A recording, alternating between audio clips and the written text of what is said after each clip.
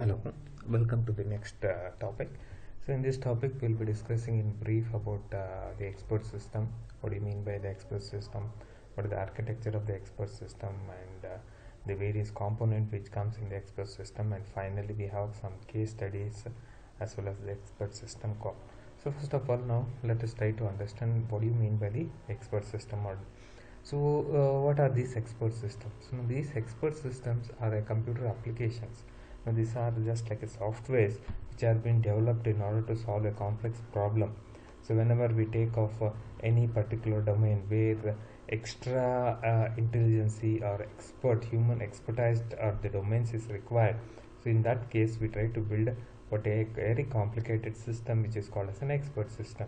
So when we are talking about our traditional computer, so we know that when we are building a system we need the inference engine. Already we have discussed a lot about the inference engine. We have discussed about the knowledge. When we are adding a knowledge and we try to build augment this knowledge with the inference engine, then we get a program or we get a particular system which can try to solve various expert tasks. So when you consider this expert system, the first expert system was called as Dendril, which was developed in early 90s at Stanford University. So what are the major characteristics of an expert system? So we can, it's very self-explanatory points we are there. So these expert systems are high in performance. They try to give a very good the output for which particular purpose the system is been designed or developed. It is highly understandable because the knowledge what we are going to acquire from the expert knowledge and inference engine, so it is very understandable and it can try to give the solutions in a better manner. It is very reliable. We can highly rely on this expert system and highly responsible. These are some of the characteristics. And what are the component capabilities of an expert system? The expert system are capable of advising or demonstrating. We can try to derive a solution. It can try to diagnose this. We have some of the expert system which are very good at explaining, interpreting the results, predicting the results. So these are all the various capabilities. Based on these capabilities, so we have various examples of the expert systems. So we can just try to understand that overall, that whenever we want to build a very complicated system, like say for example we want to build a diagnosis system, so wherein which based on the patient symptoms and the various case studies or the past knowledge, we want to predict how the patient is suffering or which particular disease. Now to do that we can try to build an expert system. So when we try to see the components of an expert system, so this is a very important question with respect to examination, like what are the advantages, characteristics. Similarly, what are the components of an expert system? When we are talking about what does actually expert system contains, so basically the three important components along with various other components which we are going to discuss shortly is the first one is the knowledge base. As we have already studied in our previous unit, say in artificial intelligence, the knowledge is very important for us. So in an expert system we should have a very strong knowledge base. Then an inference engine, so we need an engine which infers. So we have studied what is an inference engine. We have also looked into the different types of inferencing, like say forward chaining and backward chaining, how actually we try to come to a conclusion. So we should have a very strong inference engine and of course an user interface. Now let us try to look into this particular diagram, so which tries to say what is the components of our expert system. So when you try to look into this particular the component of an expert system, so we see that three important what we just told. So one is the inference engine, it's a very important module. Then we have got a knowledge base. So then you have got a user interface. Now apart from that there are so many other sub modules, like say explanation facilities we are having. Then we have got knowledge base and acquisition facility. So then we have some experts and the user interface, so from where the user is going to interact with our entire expert system. So this is the architecture of expert system or a model of a one particular of our expert system. Now we'll try to understand each of these models in a more detailed form. So the first one, as we told, that one of very important is the knowledge base. Now what is this knowledge base? As we already know that it is just like a database. so which stores all the relevant information, or we can say the data, the rules, which is been derived from an expert system, or we can say that. So to get this knowledge, from where we are going to get this knowledge, we try to consult a particular expert of one particular domain. From that particular domain we try to gather all the knowledge and store it in a knowledge base. Now how we are going to store? So generally in any expert system, the knowledge is stored in terms of rules. So you will be having if then statement, or we can use the fuzzy logic as our knowledge representation in order to store the knowledge base. So when you're talking about this knowledge base, so as we discussed, so it is used to store all the relevant information, data, rules. You can have the various cases can be have. So all these things can be stored with the help of a rules. So you will be having, like say, if then statement. If some condition, so if that condition is true, then what is the action you are going to talk? Or you can use some of the fuzzy logic. So that is another type of knowledge representation which you have seen. So either a rule based system, or it can be a case based system, or a fuzzy logic. These are the three ways in which the knowledge can be stored in our knowledge base. So when you're talking about the component of this knowledge base, so knowledge base is one of the important component in expert system. Further, if you dig into a knowledge base, the knowledge base of our expert system, now we can try to store the two types of knowledges. One is called as a factual knowledge, another one is heuristic knowledge. So factual knowledge means what? Now it is the information which is being generally accepted by some knowledge engineers, or you can say the experts or the scholars in a particular domain. So the knowledge, these are the factual knowledge which we are going to get or accept from the domain expert, right? So we call it as factual knowledge. The second one is heuristic knowledge. Now what is this heuristic knowledge?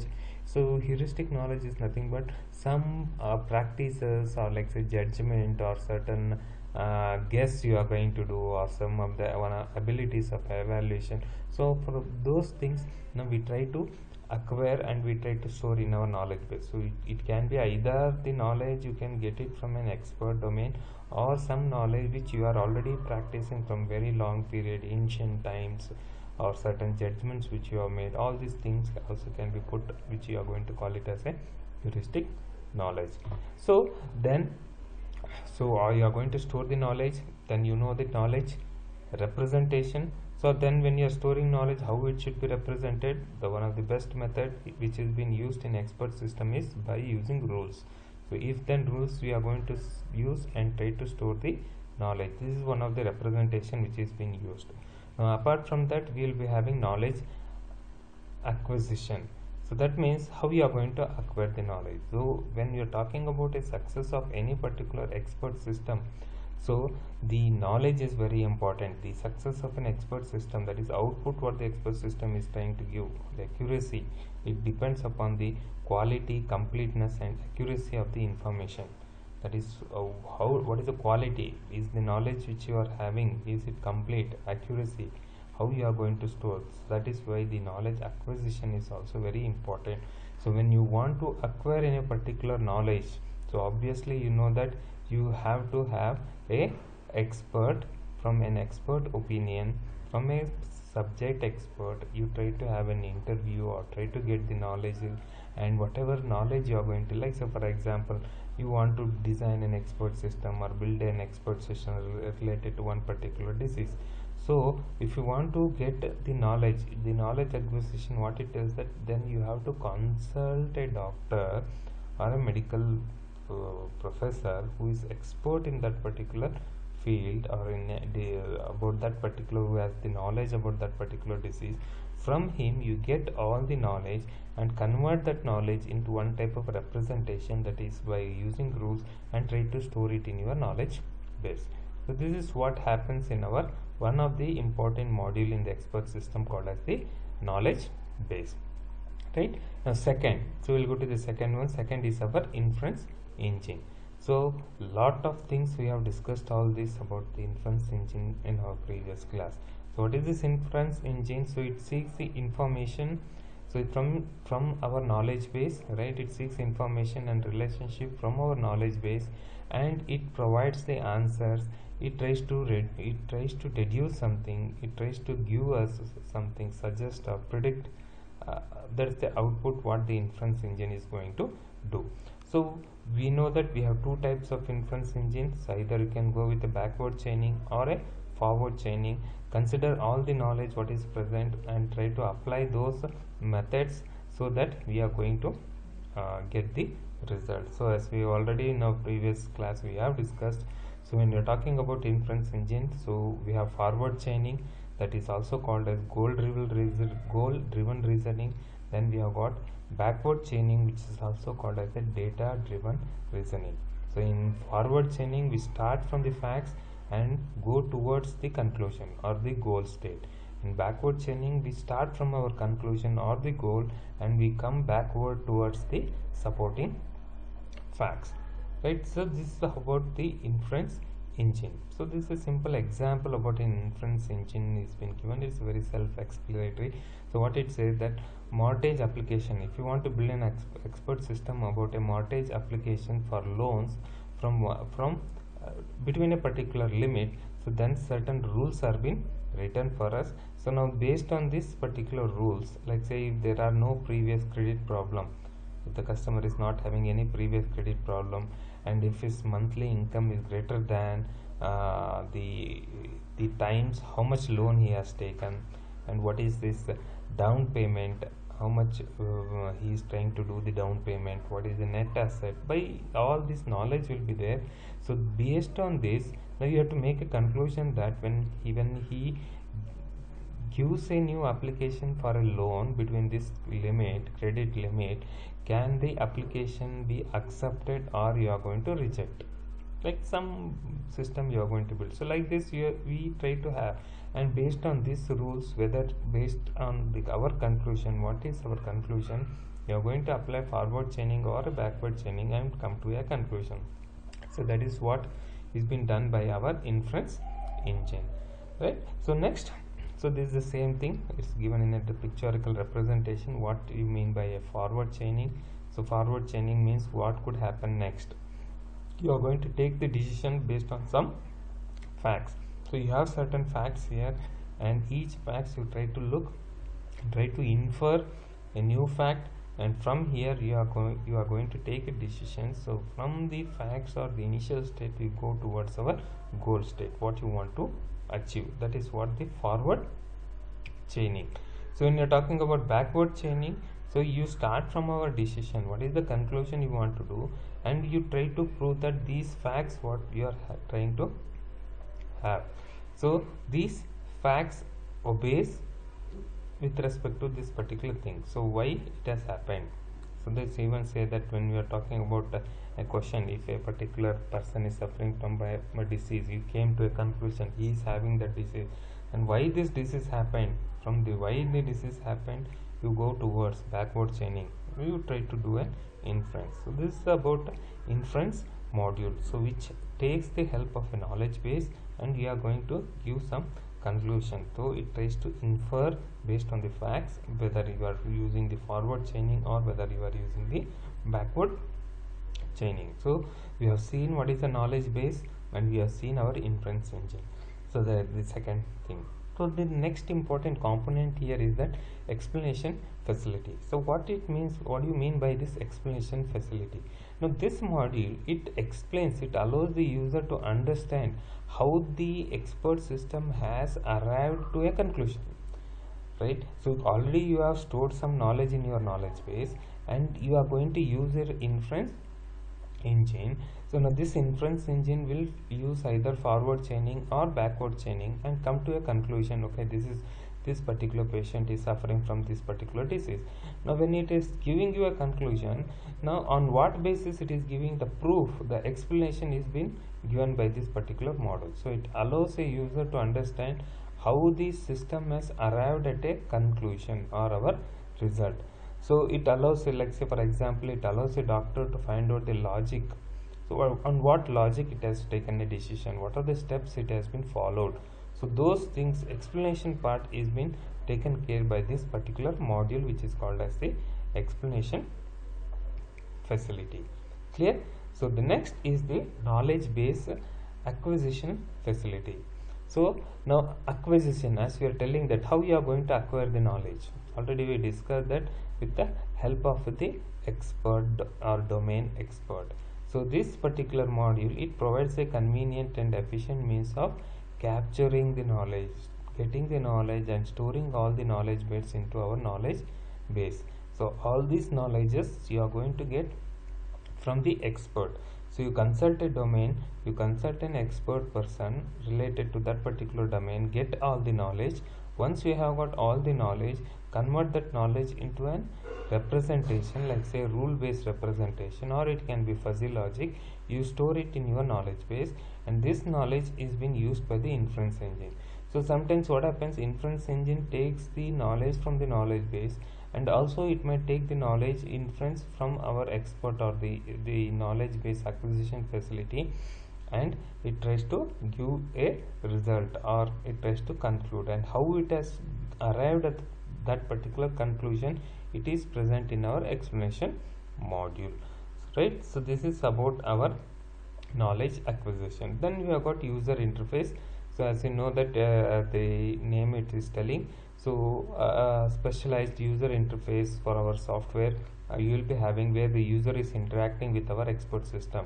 So if he is asking certain questions, so then it goes with our user interface. From here now all the process starts, or we can say how the expert system is trying to work and takes a decision. Everything happens from our user interface. So when we are talking about the various technologies what the expert system is having, now when we are talking about the development of our expert system, we have got various machines.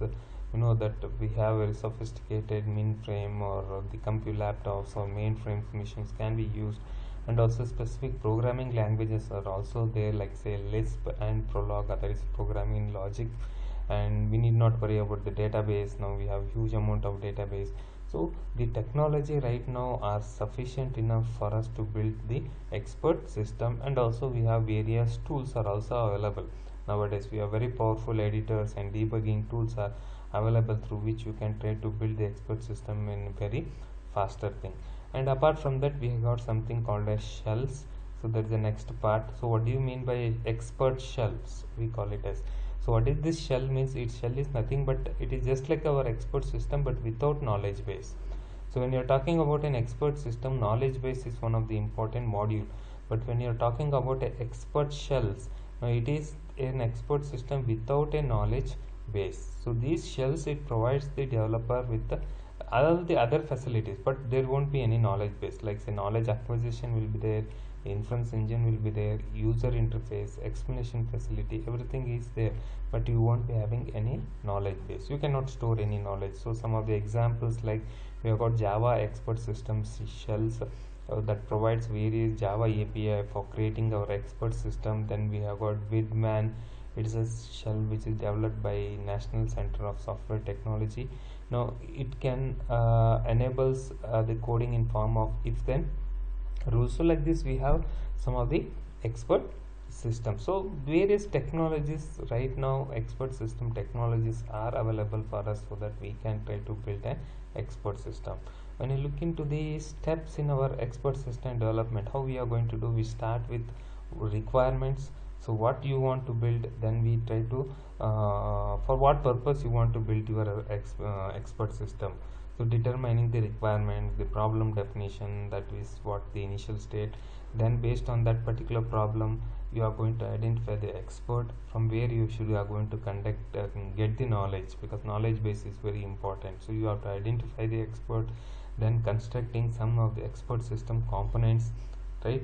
That knowledge, how, which is the knowledge representation, how you are going to store the knowledge, build your inference mechanism, explanation module, all those things we are going to do. Then you will be having your results, and you are going for maintenance and reviewing that particular result. This is what we can say the steps which can be used in an expert system.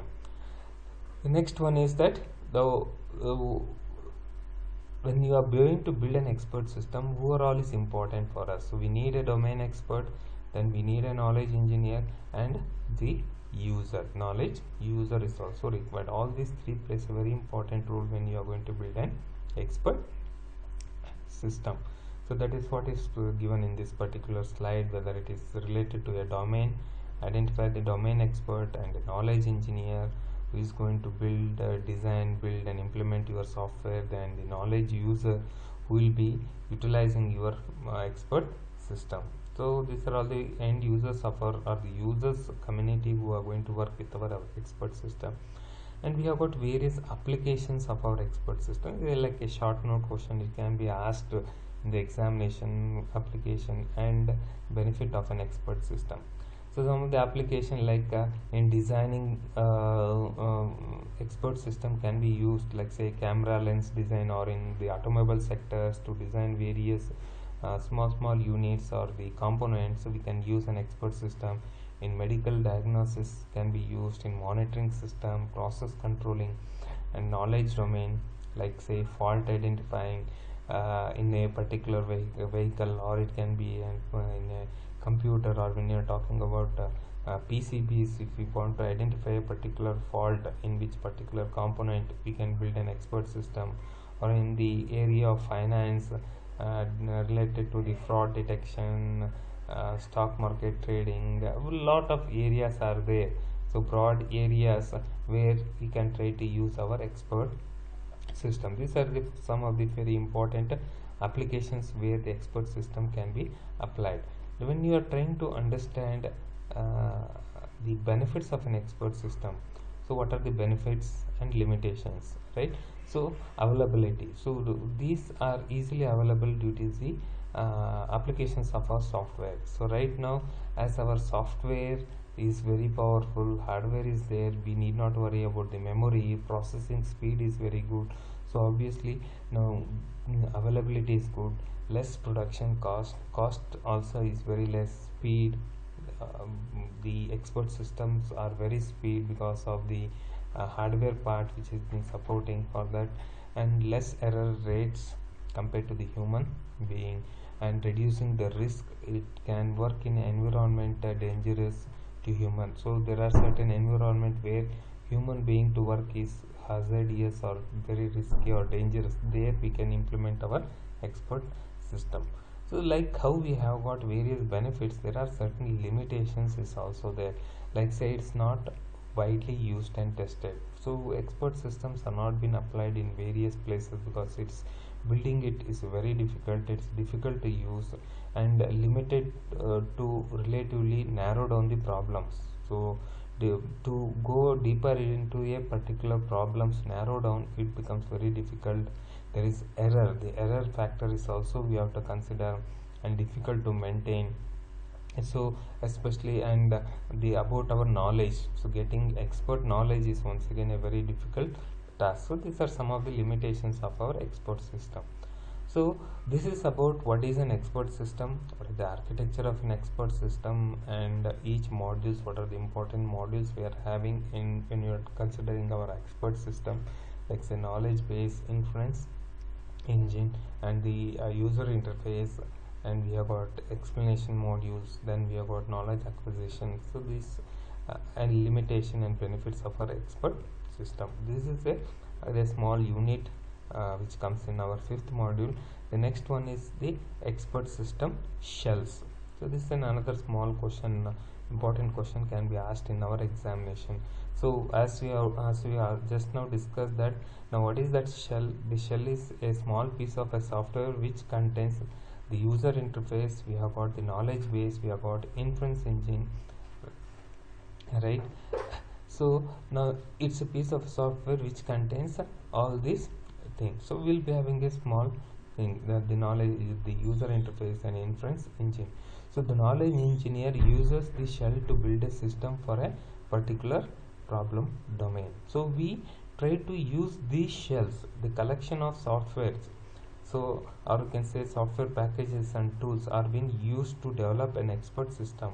So in order to build an expert system, you are going to use these expert system shells. So when we are trying to understand more about this, an expert system shell, what we told, it is a software development environment. right? Lot of APIs will be available with respect to a particular programming language, which can be used in order to build our expert system. A shell is associated with a some of our applications where the APIs will be there. You are going to configure that APIs and install that particular APIs. So when you're trying to understand the architecture of our expert system shells, so this is what it looks. So it consists of the generic component of a shell when you're talking. So it consists of knowledge acquisition subsystem. So then we will be having some of the rules, some facts, right? So either the facts will be there, or the factual knowledge will be there, or you will be having heuristic knowledge. So some facts or the information you are going to have. So then we are trying to have an inference engine or inference mechanism, that is reasoning with uncertainty. It might be our inference mechanism we have, then explanation subsystem and user interface. Now what actually see, when you try to look into this particular architecture, these diagrams what you have seen, it looks like an expert system. Why we are calling it as a shell is that now all these things have been bundled with the help of one particular APIs. So everything is been bundled, so which we are going to call it as an expert system shell, right? So when you are considering this thing, this is another way of drawing that same diagram. Now let us come to the expert system shell. So in 1980s, so these shells were introduced, and they were supported for development of our expert system. Large amount of work, especially in the list programming language, was being used in different modules, like say whether we are talking about knowledge base or inference engine or working memory, for everything. So expert system shell was being used.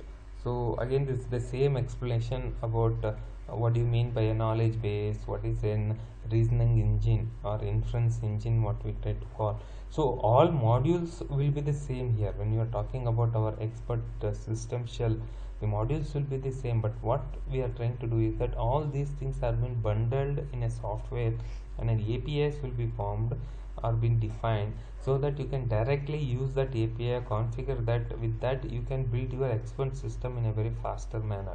That is the reason why we are going to consider what is called as expert system shell. So everything is been bundled, so you have got a shell. So we take that particular shell. So when we try to understand this word shell, so you know that in Linux programming language, so we are using something called a shell or a command prompt, etc. What actually they are doing, it's also a program itself which tries to help us to do some other activity. Similarly here, to build an expert system, we can try to use some of the expert system shells. That is what we talk about an expert system shell, right? So now the end of this particular module, we have got some case studies. So about 3 expert systems. The first one is called as a MYCIN. So this is one of the expert system which was been built in order to understand or define one particular domain. So it was a very early expert system.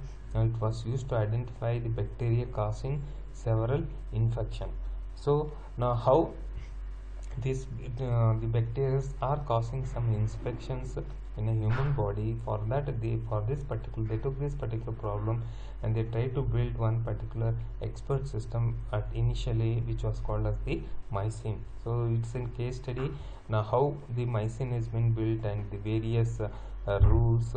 Initially at that particular time, the knowledge base of MYCIN, it consists of around 600 rules. They have written around 600 rules, and they took the knowledge by consulting with certain physicians, and it was trying to it was able to diagnose and try to give the result for that particular disease. So right, how the diseases or how the bacterial infection was there in the blood. So you can just go through these slides, or you can say that how the knowledge base they acquired in the MYCIN architecture, how they have obtained the knowledge base, and what are the rules, and how they looked into the algorithms. Again, here also when we are talking about inference mechanism, control mechanism in MYCIN, they used backward chaining depth first tree search algorithm in order to search the code. So you can just go through these particular slides about our MYCIN as the case study. That was the first case study, and the second case study is the another expert system which is called as the DART. Now it is a joint project of heuristic programming project which was been originally given by the work under the IBM, which was an expert system which was able to identify or diagnose the fault which is present in the computer. Like say in our computer system, if any one particular part is not working, if any fault is there, so this particular expert system that was able to identify that particular malfunctioning of one particular components in our computer system. For that, solving that, they have designed the particular expert system which is called as a DART. So the full form is Dynamic Analysis and Replanning Tool. So this is the second case study is there.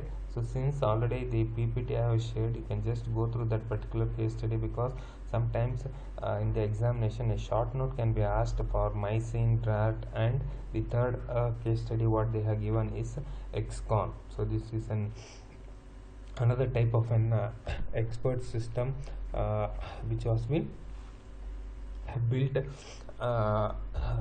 so that it was a program. It was a program, and it was for our production rule based system, and it was written in very long time in the 1978. So with respect to a computer system, so it was been written by a VAX for a VAX computer system by automatically selecting the computer components. It was been able to select some of the computer components and trying to build a better system. For that, they written a small expert systems. So you can just go through this XON expert system and how it was been configured and what are the various phases of that particular expert system. So at the end of this particular module, so the three important expert system case study has been given. The first one is called as the MYCIN. So then we have got DART, and the third one is XON. So sometimes, so in the examination, so you might be asked explain or write a short note. So you can just go through these particular slides, or even you can Google this and try to understand how the various components, that is the architecture what we have discussed in our expert system, how actually it was been implemented in solving these particular domains. So this is a brief, we have tried to look in a very brief the entire expert system. So go through this. I already have shared these slides. Try to go through these slides and try to prepare the notes from this particular slides. Okay, so have a nice day. Thank you very much for watching this.